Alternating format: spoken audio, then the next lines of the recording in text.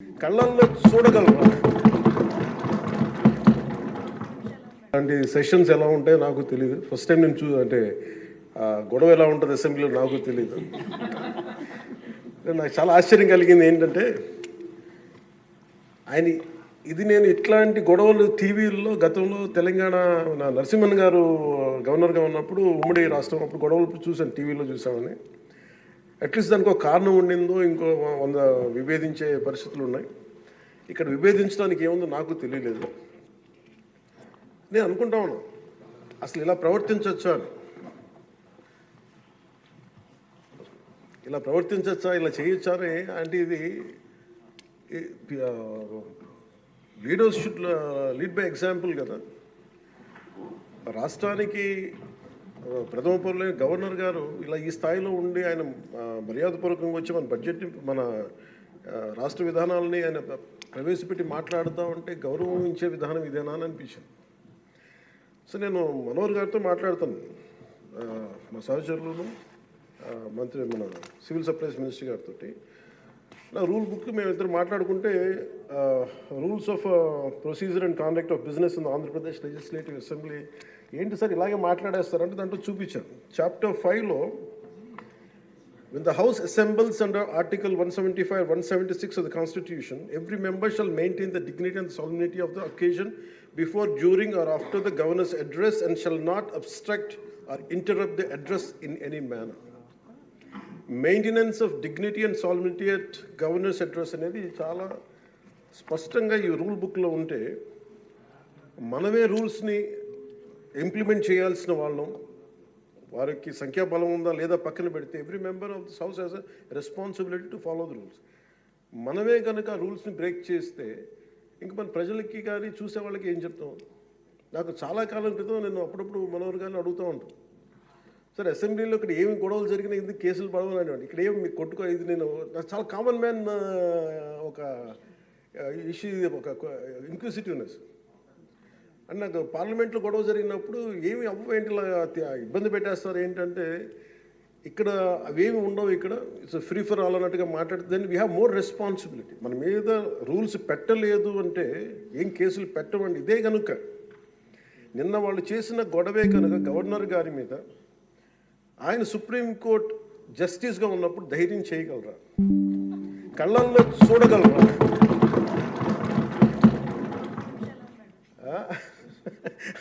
నాకు అది అనిపించింది. అంటే గౌరవించాల్సింది పోయి ఈ విధానం ఏంటనిపించింది. నిన్న టీవీ వాళ్ళని అడిగారు, మీరు వీళ్ళ వైసీపీ నాయకులు ఇలా మాట్లాడారు కదా, మీ ఇదేంటి అని. YCP synonym for ruckus. అంటే గొడవకు కానీ బూతులు కానీ వాళ్ళు పర్యాయ పదం అయిపోయారు. అంటే నిన్న చూసిన గొడవ జరిగిన తర్వాత నాకు నిజంగా అనిపించింది, గౌరవ ముఖ్యమంత్రి గారు అన్ని సంవత్సరాలు వాళ్ళు ఎలాగా వాళ్ళని తట్టుకొని నిలబడ్డారో ఆయనకి హ్యాట్స్ ఆఫ్ తెలియజేస్తాడు. అది ఎంత గట్స్ ఉండాలి, ఎంత దమ్ము ఉండాలి, ఎంత ధైర్యం ఉండాలి. అలాగే నాకు నిన్న గొడవలు జరుగుతుంటే నాకు అనిపించింది, నాకు ఇవే గుర్తొచ్చినాయి అధ్యక్ష. వాళ్ళు ఎప్పుడైతే పేపర్లు విసిరేసి అక్కడ దాకా వచ్చారో నాకు గుర్తొచ్చింది వివేకానంద రెడ్డి గారి హత్య గుర్తొచ్చింది. అంటే వాళ్ళ విధ్వంస విధానం చూశారు. అలాగే ప్రజావేదిక ప్రజావేదికని కూల్చిన విధానాన్ని గుర్తొచ్చింది అధ్యక్ష. 200 పైచిలకు ఆలయాలని విధ్వంసం గుర్తొచ్చింది అధ్యక్ష. డాక్టర్ సుధాకర్ గారు చనిపోయిన విధానం గుర్తొచ్చింది అధ్యక్ష. జంగారెడ్డి కల్తీ సారాలో చనిపోయిన చావులు గుర్తొచ్చినాయి అధ్యక్ష. సుప్రీంకోర్టు జడ్జిలతో లెటర్ రాసిన విధానం గుర్తొచ్చింది అధ్యక్ష. వాళ్ళు చేసిన గొడవకి మన హైకోర్టు ఆంధ్రప్రదేశ్ హైకోర్టు జడ్జెస్ని సోషల్ మీడియాలో బూతులు తిట్టిన విధానం గుర్తొచ్చింది అధ్యక్ష. సోషల్ మీడియా అబ్యూస్ గుర్తొచ్చింది అధ్యక్ష. పత్రికాధిపతులపై దాడులు గుర్తొచ్చినాయి అధ్యక్ష. రివర్స్ టెండరింగ్ గుర్తొచ్చింది అధ్యక్ష. పాలసీ టెర్రరిజం గుర్తొచ్చింది అధ్యక్ష. స్వయాన మీ మీద జరిగిన టార్చరు, దాడులు, ఇబ్బంది పెట్టిన విధానం గుర్తొచ్చింది అధ్యక్ష. మడడువుల విధ్వంసం గుర్తొచ్చింది అధ్యక్ష. చంద్రబాబు గారిని 53 రోజులు జైల్లో పెట్టి ఇబ్బంది పెట్టిన విధానం గుర్తొచ్చింది అధ్యక్ష. అమరావతి రైతుల్ని దారుణంగా రక్తాలు వచ్చేలా కొట్టి కేసులు పెట్టింది గుర్తొచ్చింది అధ్యక్ష. తిరుపతి కల్తీ లడ్డులు గుర్తొచ్చినాయి అధ్యక్ష. అబ్యూజ్ ఆన్ విమెన్ గుర్తొచ్చింది అధ్యక్ష.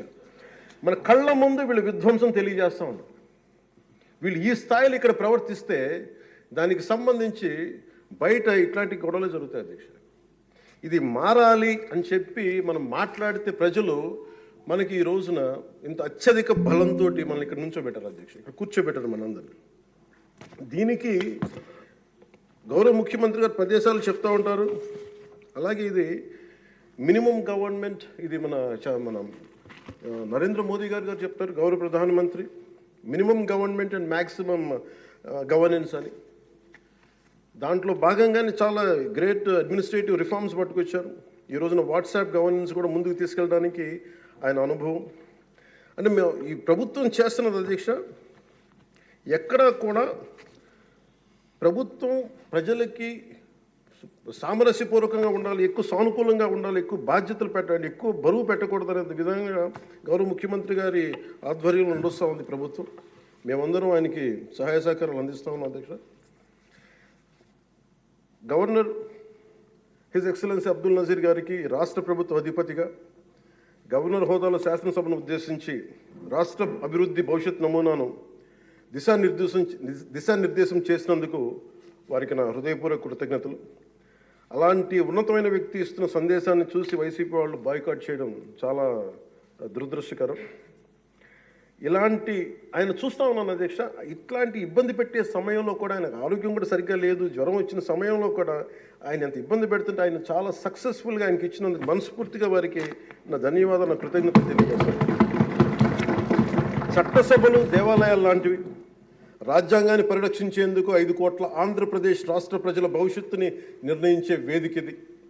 అలాంటి సభను హుందాగా నడిపించాలని కూటమి ప్రభుత్వం అధికారులకు వచ్చిన రోజు నుంచి తరచుగా చెప్తూ గౌరవ ముఖ్యమంత్రి గారు పదే మా అందరికీ దిశానిర్దేశం చేస్తూ ఉంటారు. గతంలో కూడా మొదటి రోజు కూడా వారికి ఎట్లా రావాలి పెడితే లేదు మనం ఇబ్బంది పెట్టొద్దు, వాళ్ళకి 11 సీట్లు వచ్చినా కానీ పాపం వారికి ఇవ్వాల్సిన గౌరవం వాళ్ళకి ఇద్దామని చెప్పి ఏ రోజు కూడా ఇబ్బంది పెట్టి గబుక్కుని ఒక మాట అంటుంటే గౌరవ సభ్యులు కొంతమంది ఇక్కడి నుంచి అలా చెయ్యొద్దు, అలా మాట్లాడకండి అని అందరినీ చాలా సున్నితంగా మందలించారు ఆయన. ఇట్లాంటి ఉన్నప్పుడు వాళ్ళు ప్రవర్తించే విధానం చాలా బాధ అనిపించింది. మేమందరం 164 మంది సభ్యులు చాలా బాధ్యతగా వ్యవహరిస్తున్నాం అధ్యక్ష. భవిష్యత్తులో కూడా రాజ్యాంగ పరిరక్షణ, రాష్ట్ర ప్రజల సంక్షేమం, రాష్ట్ర సమగ్ర అభివృద్ధి ధ్యేయంగా వ్యవహరిస్తామని సందర్భంగా గవర్నర్ గారికి శాసనసభ వేదికగా తెలియజేస్తాం. నిన్న సభలో గందరగోళం సృష్టించి సభ నుండి వెళ్ళిపోయిన 11 మంది ఎమ్మెల్యేల పార్టీకి సంబంధించిన ఎమ్మెల్సీ ప్రవర్తనని ఖండిస్తూ ఇందులో ఆ తప్పు లేనప్పటికీ కూడా గవర్నర్ గారికి ప్రభుత్వం తరఫున క్షమాపణలు తెలియజేస్తాను అధ్యక్ష. గౌరవ శాసనసభ స్పీకర్ శ్రీ అయ్యన్న పాత్రుడి గారికి, సభలో ఆసీనులై ఉన్న గౌరవ ముఖ్యమంత్రి శ్రీ నారా చంద్రబాబు నాయుడు గారికి, మంత్రివర్యులకు, శాసనసభ్యులకు, శాసనమండలి సభ్యులకు, అలాగే సభ నుంచి వెళ్ళిపోయిన వైసీపీ సభ్యులకు కూడా నా హృదయపూర్వక నమస్కారం.